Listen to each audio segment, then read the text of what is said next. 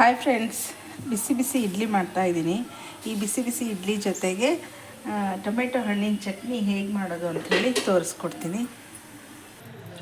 ಈ ಥರ ಹಣ್ಣಾಗಿರೋ ಟೊಮೆಟೊ ಹಣ್ಣು ತೊಗೊಂಡಿದ್ದೀನಿ. ಇದನ್ನ ಚೆನ್ನಾಗಿ ತೊಳೆದು ಹಿಂಗೆ ಉದ್ದುದ್ದಕ್ಕೆ ಕಟ್ ಮಾಡ್ಕೋಬೇಕು. ಹಾಗೆ ಒಂದು ಬಾಣಲಿ ಕೂಡ ಕಾಯಕ್ಕೆ ಇಟ್ಕೊಂಡಿದ್ದೀನಿ. ಅದರೊಳಗೆ ಒಂದು ಸ್ಪೂನಷ್ಟು ಎಣ್ಣೆ ಹಾಕ್ಕೊಂಡಿದ್ದೀನಿ. ಈ ಸಣ್ಣ ಸಣ್ಣದಾಗಿ ಕಟ್ ಮಾಡ್ಕೊಂಡಿರೋಂಥ ಈ ಟೊಮೆಟೊ ಹಣ್ಣು ಏನಿದೆಯಲ್ಲ, ಇದನ್ನ ಬಾಣಲಿ ಒಳಗೆ ಹಾಕಿ ಚೆನ್ನಾಗಿ ಹುರ್ಕೋಬೇಕು.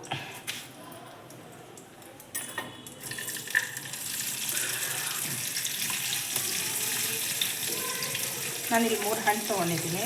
ಈ ಟೊಮೆಟೊ ಹಣ್ಣು ಚಟ್ನಿ ತಿನ್ನೋದು ತುಂಬ ಚೆನ್ನಾಗಿರುತ್ತೆ. ಹೀಗಾಗಿ ಇಡ್ಲಿ ಜೊತೆ ಜಾಸ್ತಿ ಹಚ್ಕೊಂಡು ತಿಂತೀವಿ. ಹಾಗೆ ಒಂದು ಈರುಳ್ಳಿ ಕೂಡ ಕಟ್ ಮಾಡ್ಕೋಬೇಕು. ಒಂದು ಈರುಳ್ಳಿನೂ ಹಾಕ್ಕೋಬೇಕು.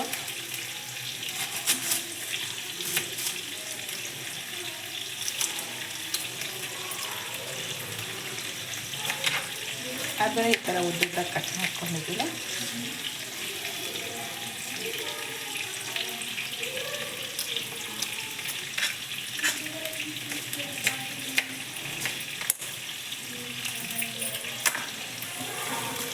ನೋಡಿ, ಈ ಥರ ಚೆನ್ನಾಗಿ ಫ್ರೈ ಆಗಬೇಕು. ಇದು ಕೆಂಪಗೆ ಸ್ಮ್ಯಾಶ್ ಆಗೋ ಥರ ಫ್ರೈ ಆಗಬೇಕಿದು. ನೋಡಿ, ಇದಕ್ಕೆ ಒಂದು 4 ಎಸಳು ಬೆಳ್ಳುಳ್ಳಿ ಕೂಡ ಹಾಕೋತಾ ಇದ್ದೀನಿ. ಇದು ತುಂಬ ಸ್ಮ್ಯಾಶ್ ಆಗೋ ಥರ ಫೈನಾಗಿ ಬೇಯಬೇಕು. ನೋಡಿ, ಇದೆಲ್ಲ ಸಿಪ್ಪೆ ಎಲ್ಲ ಬಿಟ್ಕೊಂಡು ಫೈನಾಗಿ ಬೇಯಬೇಕು. ಈರುಳ್ಳಿಲೇ ಫ್ರೈ ಆಗಬೇಕು, ಎಣ್ಣೆಲೇ ಫ್ರೈ ಆಗಬೇಕು. ನೀರು ಹಾಕಿ ಫ್ರೈ ಮಾಡ್ಕೊಳಕ್ಕೆ ಹೋಗಬೇಡಿ. ನೀರು ಹಾಕಿ ಬೇಯಿಸಿ ಮಾಡ್ತಾರೆ ಕೆಲವೊಬ್ಬರು. ಅದಕ್ಕಿಂತ ಈ ಥರ ಎಣ್ಣೆಲೇ ಫ್ರೈ ಆಗೋ ಥರ ಮಾಡ್ಕೊಳ್ಳಿ, ತುಂಬ ಚೆನ್ನಾಗಿರುತ್ತೆ. ಈರುಳ್ಳಿ, ಬೆಳ್ಳುಳ್ಳಿ ಮತ್ತು ಟೊಮೆಟೊ 1-2 ಸ್ಪೂನ್ ಎಣ್ಣೆ ಹಾಕಿ ಚೆನ್ನಾಗಿ ಸ್ಮ್ಯಾಶ್ ಆಗೋ ಥರ ಬೇಯಿಸ್ಕೊತಾ ಇದ್ದೀನಿ. ನೋಡಿ, ಈ ಥರ ಸ್ಮ್ಯಾಶ್ ಆಗೋ ಥರ ಎಣ್ಣೆಲಿ ಫ್ರೈ ಆದಮೇಲೆ ಸ್ವಲ್ಪ ಆರಬೇಕು.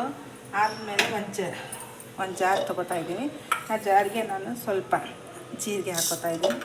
ಹಾಗೆ ಕೊತ್ತಂಬರಿ ಸೊಪ್ಪು ಮತ್ತು ಏನು ಟೊಮೆಟೊ ಹಣ್ಣು ಫ್ರೈ ಮಾಡಿ ಇಟ್ಕೊಂಡಿದ್ದೀವಲ್ಲ, ಇದು ಹಾಕ್ಕೊತಾ ಇದ್ದೀನಿ.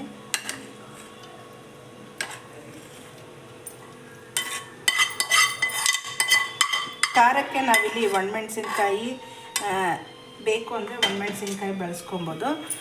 ಇಲ್ಲ ಅಂತಂದರೆ ಖಾರ ಪುಡಿ ಚಿಲ್ಲಿ ಪೌಡ್ರ್ ಇತ್ತು ಅಂದರೆ ಚಿಲ್ಲಿ ಪೌಡ್ರ್ ಹಾಕ್ಕೊಬೋದು. ಸ್ವಲ್ಪ ಉಪ್ಪು ಹಾಕೋತಾ ಇದ್ದೀನಿ. ಚಿಲ್ಲಿ ಪೌಡ್ರ್ ಹಾಕೋತಾ ಇದ್ದೀನಿ. ಒಣಮೆಣ್ಸಿನ್ಕಾಯಿ, ಬ್ಯಾಡಗಿ ಮೆಣಸಿನ್ಕಾಯಿ ಹಾಕ್ಕೊಂಡು ಮಾಡ್ಬೋದು ಫ್ರೈ ಮಾಡಿಕೊಂಡು. ಇಲ್ಲಾಂದರೆ ಈ ಥರ ಚಿಲ್ಲಿ ಪೌಡ್ರ್ ಹಾಕ್ಕೊಂಡು ಮಾಡ್ಬೋದು. ನೀರು ಹಾಕ್ಕೊಂಡು ನುಣ್ಣಗೆ ಪೇಸ್ಟ್ ಮಾಡ್ಕೋಬೇಕು.